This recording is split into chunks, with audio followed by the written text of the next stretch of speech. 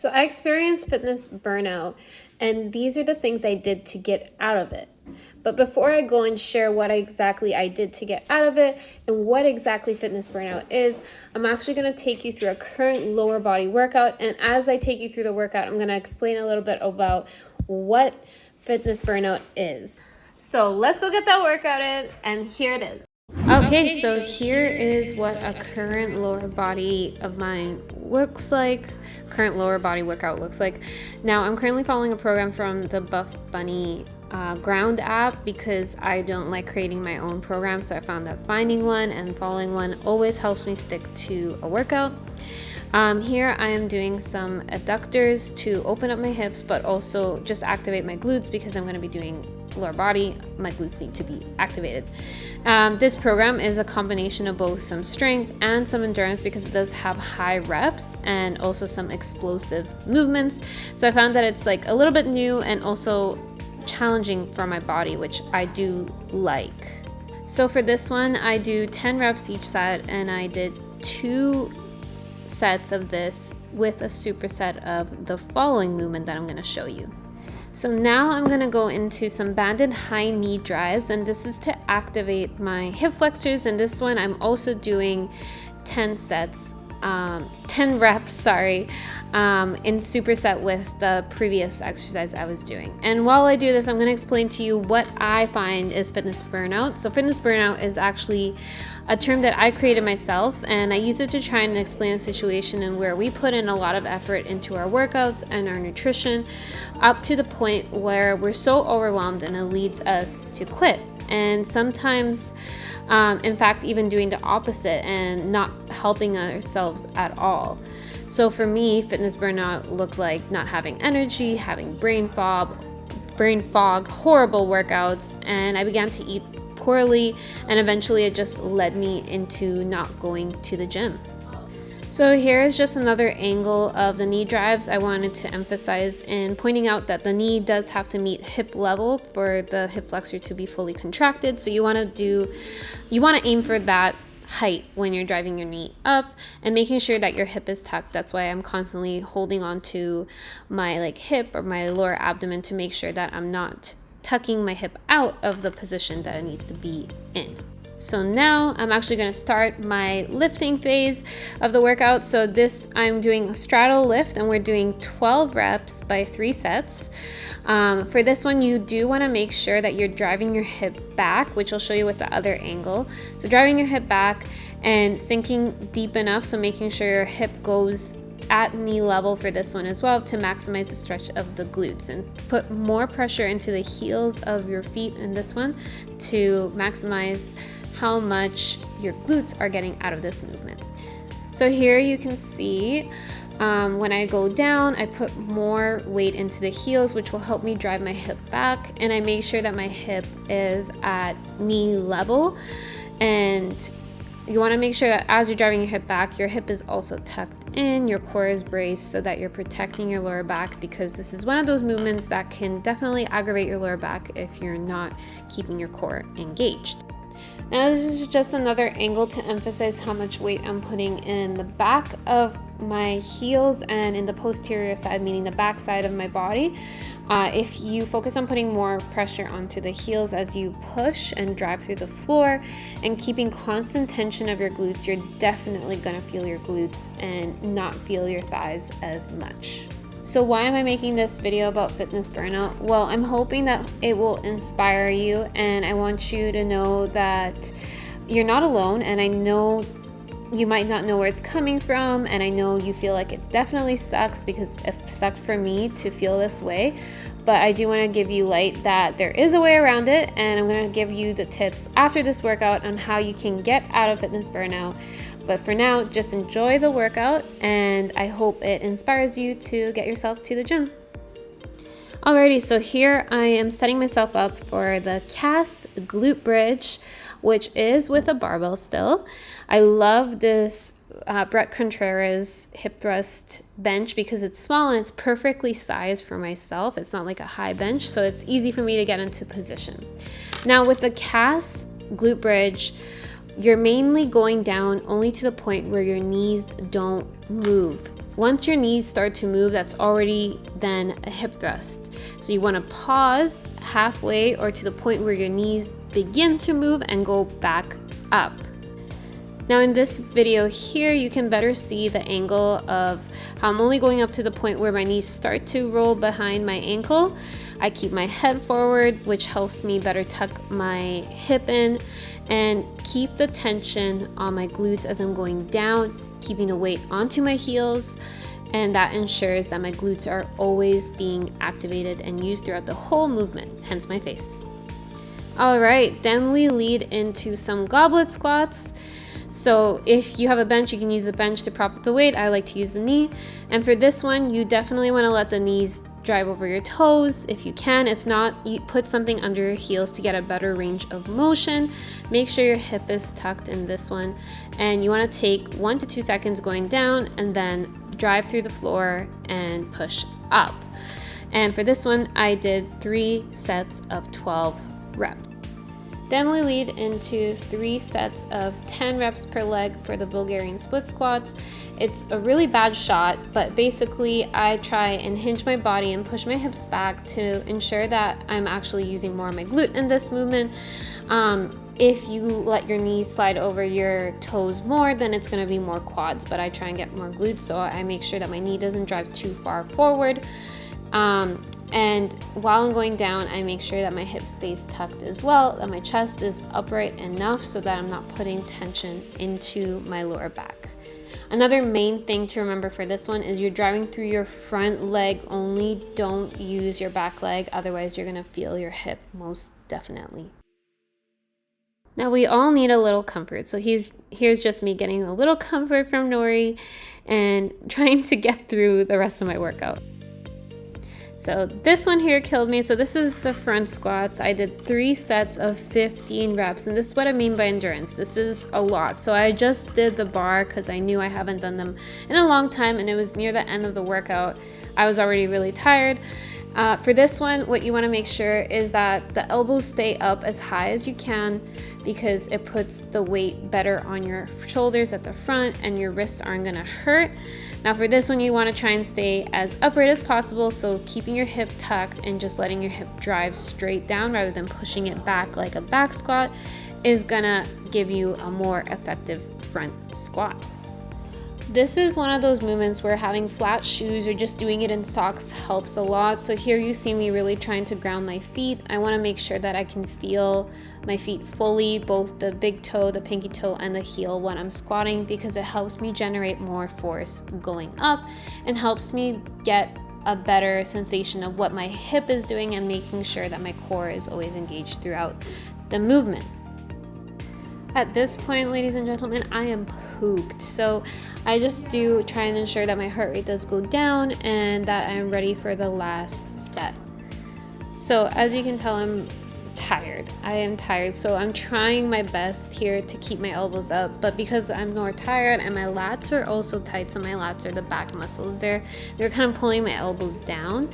But this is what the front of the squat would look like with the elbows a little higher up if you have better shoulder mobility than I do. And so as you can tell, my legs aren't too wide open, and I'm also letting my knees go past my toes, and I'm keeping my sight up to better help me keep my body more upright. Again, I need some more Nari comfort, especially after those squats. He always makes me feel better, and this is one of the reasons why I like working out in my gym, because he can always be around with me.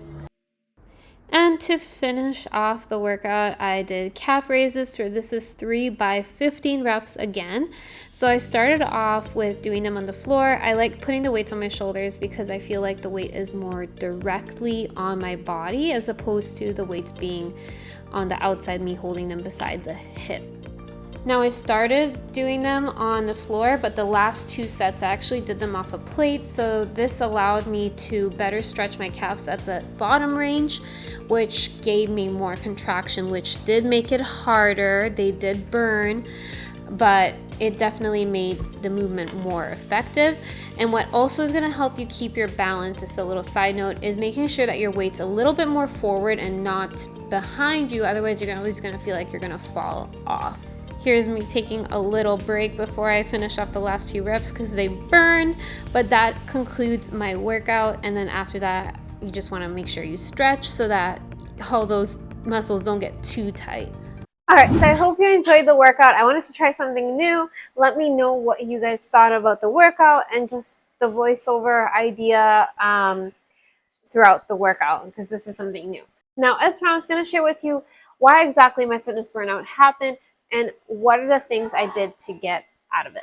When my fitness burnout happened, it happened because I was so focused on trying to keep up a routine that I did in the past that obviously worked well for me then, but at that moment now, it doesn't work for me anymore. And I kept trying to push it, and I kept trying to do the old things I used to do, and without realizing how much added stress I was putting on myself. With a more busier lifestyle, with more stress with my business and in life, it just became super unsustainable for me to do. But I failed to see that, so I kept pushing my mind and my body, and eventually it led to me not being able to do it anymore. I mentally couldn't do it anymore, I physically couldn't do it anymore, and I knew something had to change. The moment I knew that it was really bad was when no matter what way I tried to approach my fitness, I just couldn't get myself into the gym. What also contributed more to my fitness burnout was the fact that I had this idea in my head of someone I wanted to be, but that pressure that I put on myself to try and achieve that person, that physique, made it even more unsustainable for myself. I became so upset that I wasn't there, and so upset with how far I was going from that person, that even further pushed me away from achieving that goal and getting to that point. After realizing where I was headed and realizing that I was headed in a downward slope with my healthy habits, I realized that I needed to change my approach to how I manage my stress and change my approach to my overall lifestyle and how I incorporated fitness and nutrition with it. I really began to then manage my stress and putting in efforts to help me better manage my stress, because I realized that the stress that I experienced with my business and my life was beginning to encroach into my other habits. And I knew that the one place I really needed to focus on stress management was with my business, because that's what I live and breathe and I do the most. It makes up 80% of my life. And so I knew that I needed to focus on that aspect of my life and manage the stress there. So I began to analyze my stress levels and really make an effort to organize my projects and better spread out my tasks by creating to-do lists, using the calendar, and really trying to make sure that I didn't end up stressed more in one period of the week or like one period of the month, and trying to really plan ahead with my business. I used organization, so I used my to-do list, I used my calendar as tools to help me manage my stress. By doing this, I created more time for myself, but I also then created more ability to relax and have more free space in my mind. This space gave me the ability to then reanalyze my fitness goals, and made me realize that my expectations were just too high of myself. I wanted and I pushed myself to accomplish things that just didn't match my current lifestyle anymore. They were just not attainable, they were not doable, and if I kept pushing, trying to achieve that, I would only end up more and more disappointed in myself. So I became really honest with myself, and I rewrote my fitness goal. I shifted my expectations and I shifted my fitness goal into something that was gonna put less pressure on myself and something that I knew that I could actually achieve. So rather than focusing on this huge goal that seemed really, really far away, I made the effort to really focus on the healthy, sustainable habits that would lead me to my end goal. And this is something I mentioned in the previous video, and you can watch it here. And because I focused on more sustainable habits, and because I practiced habit stacking, I was able to actually have habits stick long, and also it helped me better and more easily introduce new habits. Now for my workouts specifically, what I made sure I first did was that I had a program to follow. I noticed with myself that whenever I had a program to follow, it always helped me get into the gym because it removed that daunting and that whole idea of having to think even more, because I think so much of my business, the last thing I want to do is think at the gym. So having a program to follow helped me remove that thinking process, helped me get into the gym then more because I had one less obstacle. And another obstacle I knew was that if I created my own program, I wouldn't follow it. I don't know what it is. There's just something about me creating my own program. I don't follow my own program. So I outsourced the program, and I actually follow a program through the Ground app, which is by Buff Bunny.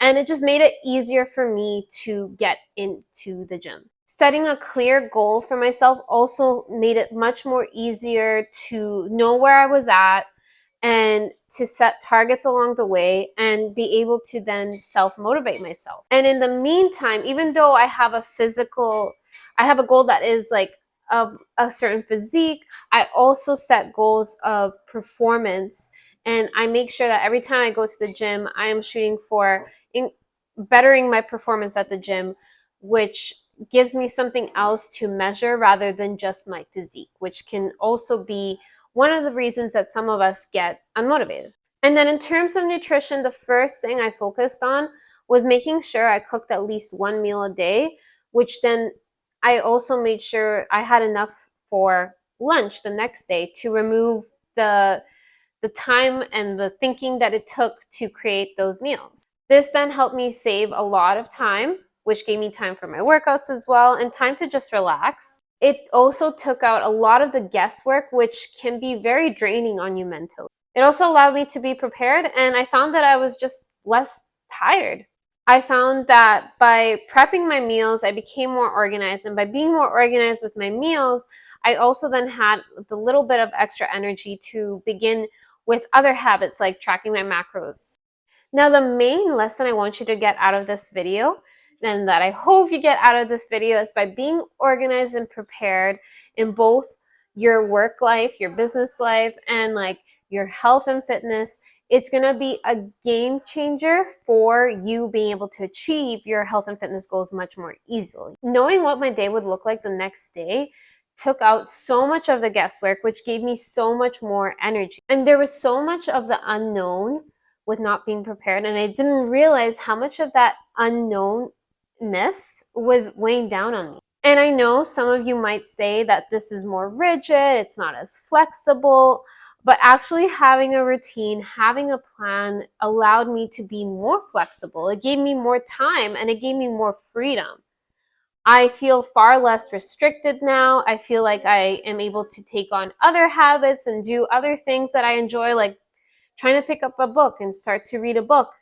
I don't just think about fitness. I don't just think about my food. And the other thing that I now make sure I always do with myself is I have kind of like a weekly check-in. I see where I'm at in terms of my stress levels. I make sure that I'm managing my stress, that I'm not taking on too much. And if I feel like I'm taking on too much, then I take it down a notch so that way I can keep up with what I currently have. I also take the time to re-inspire myself or remind myself of my fitness goals, and that kind of keeps me always motivated and moving forward. So I hope you found this video helpful. I hope you got something out of it, and if you did, please do give it a thumbs up. And also let me know, what was your biggest takeaway from this video? Drop it in the comments below. And if you want more videos like this, then please do hit the subscribe button, and I'll see you in the next one.